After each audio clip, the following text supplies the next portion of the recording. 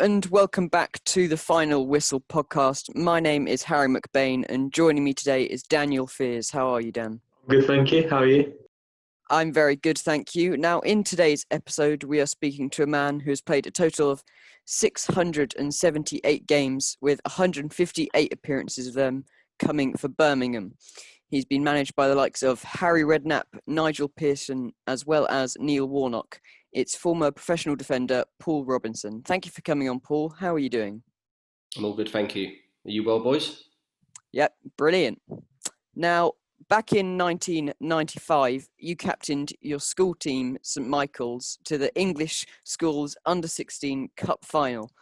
And was it at that point that you realised you wanted to become a professional footballer? Well, I really liked football from a young age. So I would say before that, really, growing up as a kid, always playing football, always had a football under my arm. And then, when I went to school, obviously we had a real good school team. And we went on a great run and shared the cup with a team from Tranmere. So my love for football was always from a young age. So, who were your idols growing up? Like you had the likes of John Barnes and Glenn Hoddle. Who was your idol?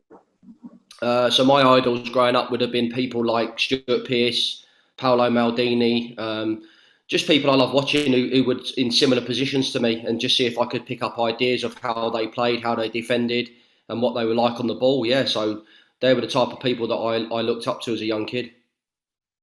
Now, you grew up in Watford and then went on to play for the club. What was it like to play for your boyhood club?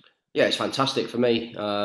And I worked with some great coaches there who believed in me, and I think that's the most important thing, is that when you're working with coaches who believe in you and coach you on a daily basis, then it makes your job easier as a player to then focus and get your head down and realise on what you need to do. So I had Graham Taylor, who was a massive mentor of mine growing up as a kid, Kenny Jackett, who's now the Portsmouth manager, John McDermott, who's now part of the FA setup, and Jimmy Gilligan. I had inspirational people there that wanted to see me do well. So does a clean sheet to you mean as much as scoring a goal down the other end? Oh yeah, definitely. Yeah, I used to hate conceding goals. As a defender, I'd lose my head. I would. My main job as a defender was I wanted to defend. I wanted to win my own battles first with the attackers that I was up against, and then I obviously wanted to come away knowing that we'd kept a clean sheet as a team. Now, you said before that you loved football so much and that you obviously loved to do it as a career. What made you maybe want to become a defender more than a striker, which many children nowadays always dream of being a striker? Well, I was funny enough. I was a striker when I was a kid, so that was the position I started off with, and I scored loads of goals. And then they didn't see it that way and moved me back.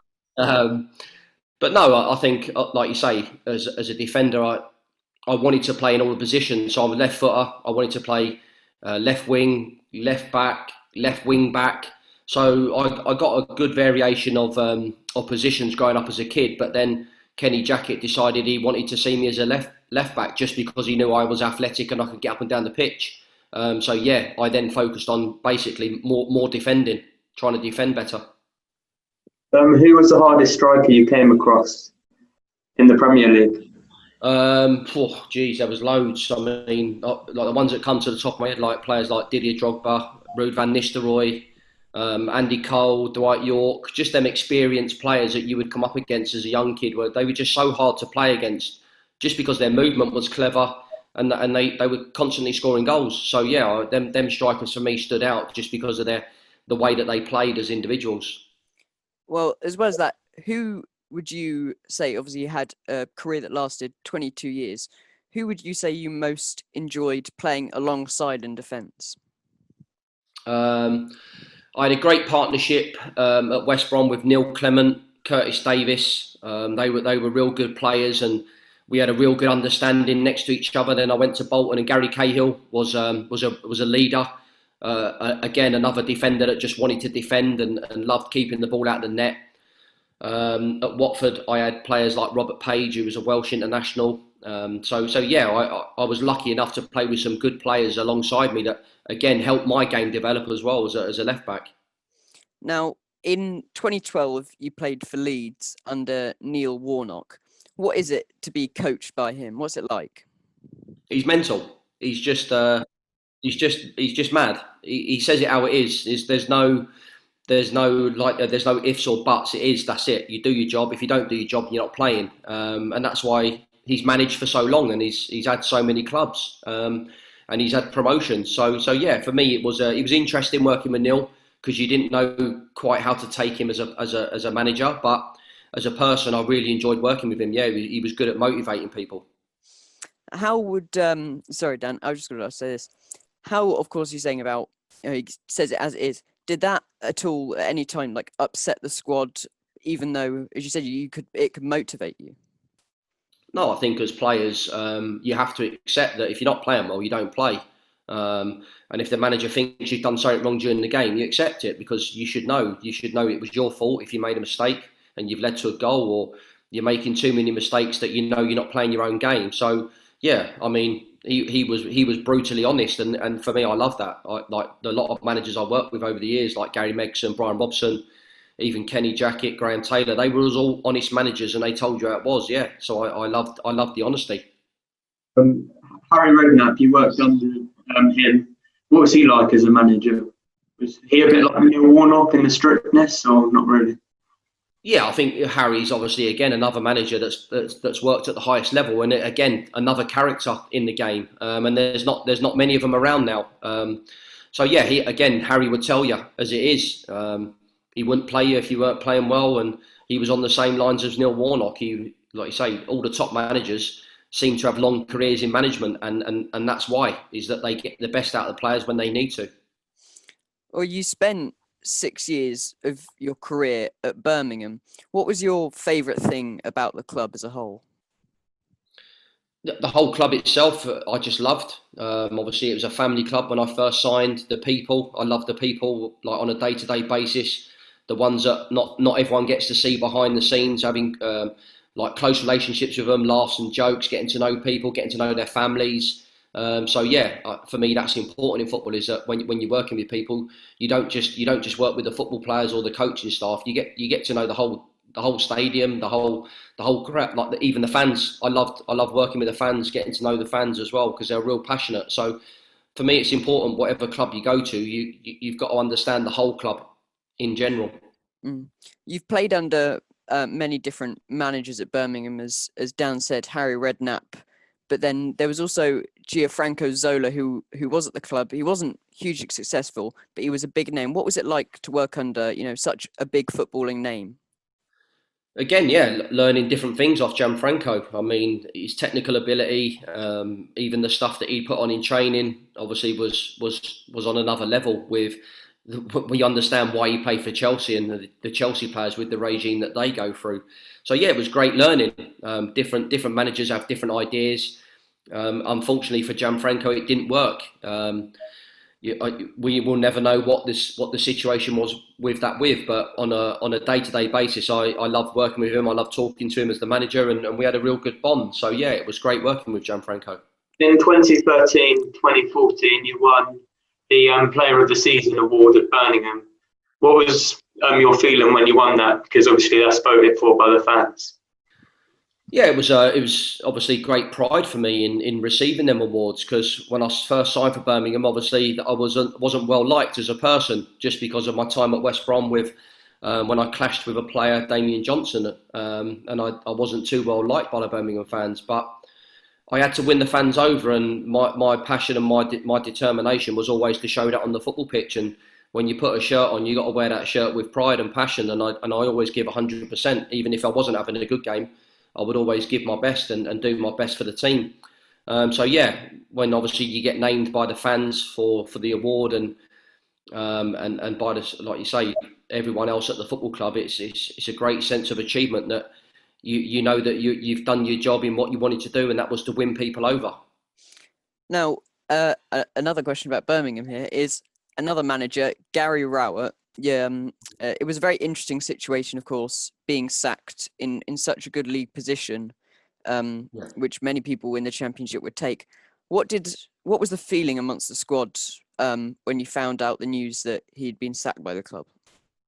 Yeah, we was all disappointed. Gary, for me, he's one of the best. He's one of the best young English managers out there. I loved working with him. I still speak to him now. I still have conversations with him now because obviously when I was coaching and getting used to the stuff that I was doing, he was a great man to speak to with ideas and information he'd give you. So, I mean, when he left, everyone was devastated. Like the players that he brought together, the squad was well knitted. He had a good dressing room, and it was just out of the blue. So no one really knew what was going on. And it's football nowadays, though. We see this. It's sad that managers are not getting the longevity or the plan, like you say, that clubs have got, where they're like a 5-year plan. It's not managers are getting the opportunity now to succeed that time. So yeah, when Gary left, there was a lot of unhappy people in the dressing room, but it was my job to then get people back on board and try and get them focused in taking the club forward. What was it like as a player to reach your 500th professional appearance?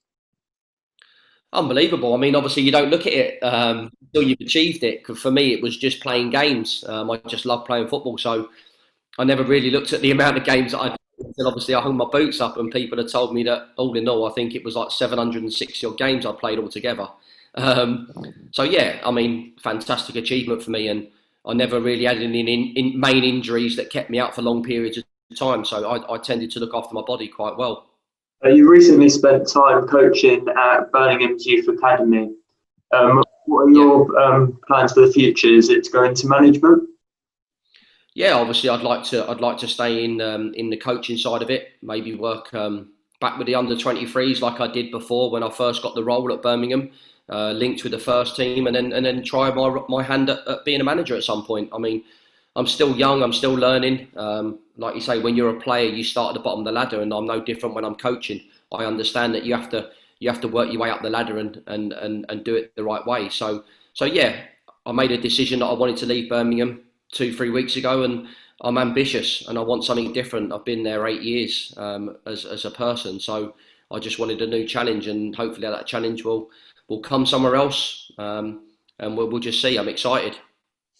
Now, as you say there, you've been there for a long time and you were linked with the Birmingham job after Pep Clotet's departure. You were 40-1, according to the Birmingham Live, with Andrea Pirlo coming at 66-1. So obviously showing the quality of management.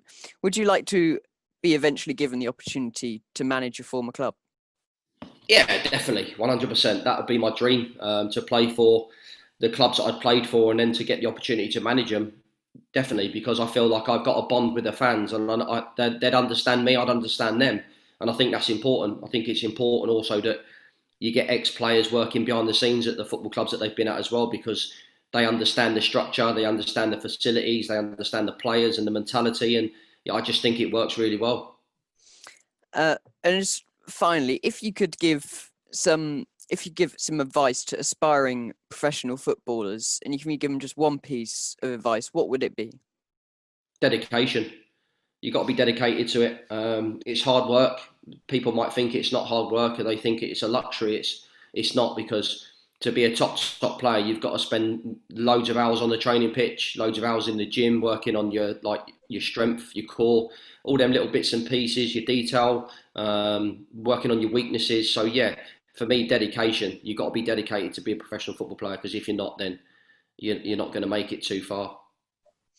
Well, that is all we have time for in this episode. Thank you so much, Paul, for coming on and sharing your footballing stories with us.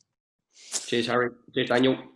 And thank you, everyone, for listening. Make sure to share this episode with your friends. It's goodbye from me.